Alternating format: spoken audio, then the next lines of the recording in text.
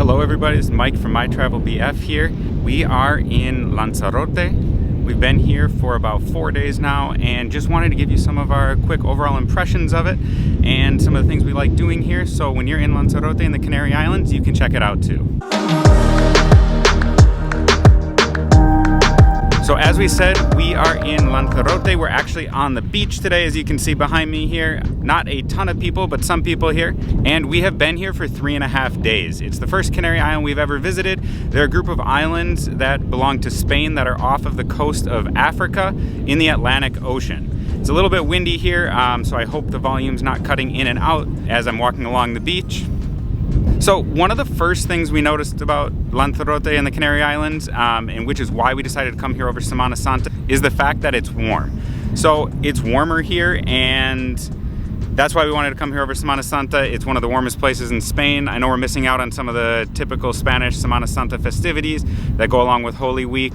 However, we really wanted to get some sun. It's been kind of cold and rainy and really just gloomy in Madrid over the last couple weeks.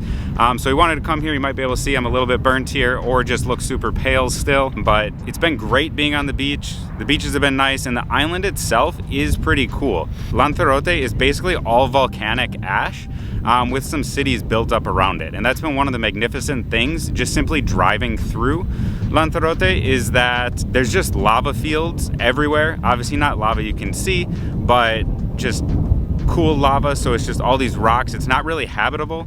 We're actually kind of surprised just the amount of vegetation and just cities that we have been able to see, because overall it's really just not a place that I think people can thrive, because I don't know how there's necessarily water, but obviously people have been living here for hundreds, thousands of years and have made it work through all the different volcanic eruptions that have occurred. So aside from that, one of the coolest things, obviously there's the lava on the ground, but all in the mountains, there's just these white little dotted towns that pop up. And it's really cool to see because they just stick out so much from the red, orange, black volcanic mountains that are around. And one of the coolest things we did is we went on a wine tour because it's actually incredible that they can even grow wine here. However, now that it was on a wine tour and there was a guide, we weren't able to actually make a video of it. So I'm going to explain it a little bit right here and you can see some videos of what it looks like at a vineyard in Lanzarote. So Lanzarote is actually home to quite a few vineyards, but you might not see them in other parts of the world or even other parts of Spain because they only export about 15%, 10 to 15% of their wines. The reason for that is most of them are sold right here, but if you're in a supermarket, you're gonna see that they're more expensive. Because of their denominación de origen, you really have to do it a specific way, which is really tedious, but it makes the wine what it is.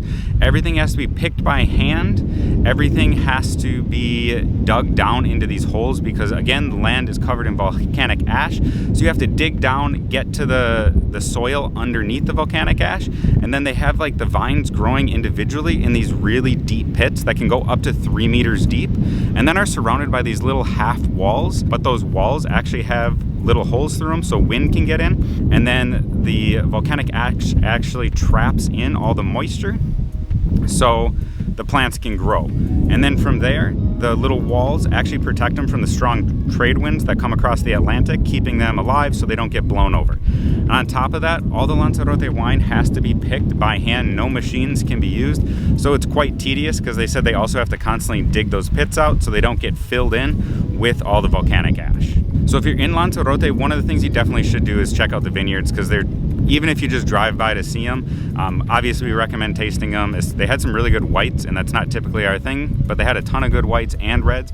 But we recommend that's something you definitely should do when you're visiting the island of Lanzarote in the Canary Island. Another thing which we didn't do and we highly recommend doing is rent a car. We just didn't rent a car and we thought we were only here for a little bit. We can get around by taxi or bus. Bus system is a little slow, confusing, although it is possible. But if you rent a car, you can really get around the whole island. And that's something we kind of regret not doing. It would have made our trip here a little bit easier and a little bit more accessible to see the rest of the island. Another cool thing we did was go to see the Mancha Blanca market on Sundays, which is a local market that has local goods, especially their goat cheese and a bunch of fresh local fruit. It's a pretty small market. There are only about 8 stands, but if you're looking for something local and you're on the island a lot longer, looking for some food, I'd highly recommend going to the Mancha Blanca Blanca market in Lanzarote. Another big thing on the island is the Timanfaya National Park. We were unable to make it there. We actually met some people on our wine tour, had a little bit of a birthday celebration for them, and were incapacitated for the morning and most of the rest of the next day, so we were able to just kind of relax by the pool, hang out at our Airbnb hostel. So unfortunately we weren't able to make it there, but that is one of the main tourist attractions on the island. We were able to see it from a distance, but unfortunately just weren't quite feeling ready to get on the bus, but that's something that we would like to do next time we come back to Lanzarote. One of the other big impressions that we didn't really like about Lanzarote, and we're gonna find out about Tenerife when we go there next, is that there are a ton of English and Irish and German people here, and so much of it, at least in Puerto del Carmen where we're staying, is in English. I mean, you see more English breakfasts than you do Spanish breakfasts or Canarian breakfasts. There's more English food, steak, I don't know, half chickens and all this, all the menus are in English. Almost everything's in English, which is great, I suppose, if you don't speak Spanish, but it's difficult to find Spanish food, especially in the area where we're staying. It never rains in California, but girl, don't blame on ya. It pours. Now, once we went out of the Puerto del Carmen area and we got into other parts of the island, you could definitely get some Spanish and Canarian food. However, you have all these people who are here on holiday, and it's almost as if they don't really want to be in Spain. They just want to be in England, but in a warmer climate. So it's kind of one of those like weird packaged holiday things where you just have a ton of people that are watching Sky Sports at bars that's advertised in the Premier League and are having their pints of big beer and their full English breakfasts instead of actually visiting another country and experiencing their culture. So that's kind of been a shock to us. Again, the reason we came here and one of the reasons we love to travel is actually seeing the culture and experiencing the culture of the place. And that's one of the things I wish we did have a little bit more time here, and of course a car like I mentioned before, so we could explore the island and really meet more locals and go to other places than simply just be in more of the town center and have to take a taxi or a bus in and out. Where we could meet more of the locals and experience more of the local Lanzarote and Canarian culture here. We're hoping to do more of that in Tenerife, which is our next stop on Semana Santa, but we'll see how it is. It's just really been a bit of a shock to see how many people are really here on their English holiday and not experiencing Spain or the Canary Islands and just staying, honestly, in their little English bubble. Again, I know it's popular for being an English getaway or Northern European getaway, and it's something we knew coming into this, but it's been shocking just how much of it there is, as in it's really just difficult to find some places to eat, especially in the Puerto del Carmen area, that aren't English, Irish, or really just not Spanish. So that's kind of been a bit of a shocker and not something we generally enjoy when we travel.